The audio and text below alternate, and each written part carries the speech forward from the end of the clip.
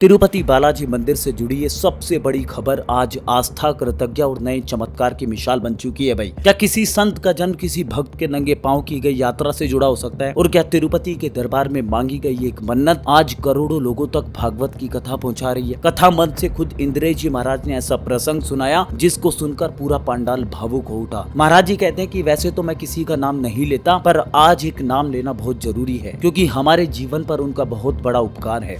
हमारी 3 बहनें हैं, तो पूज्य पिताजी महाराज की अनेक कथाएं वर्धा में, शिकवाबाद में, मुंबई में आपके द्वारा हुई, तो आपको भाव रहता था कि ठाकुर जी महाराज को एक पुत्र हो। हमारा जन्म नहीं हुआ था, तो आप हमारा जन्म हो इसलिए तिरुपति बालाजी पैदल चढ़ के गई थी और श्री वेंकटेश भगवान तिरुपति बालाजी से आपने कहा था कि हमारे ठाकुर जी को, हमारे गुरुदेव भगवान को, उनकी भागवत की सेवा आगे तक सब तक पहुंचाने के लिए एक लाला आप कृपा करके प्रदान करो। तो कहीं ना कहीं इनकी प्रार्थना से ही आप हमारी कथा सुन रहे हो।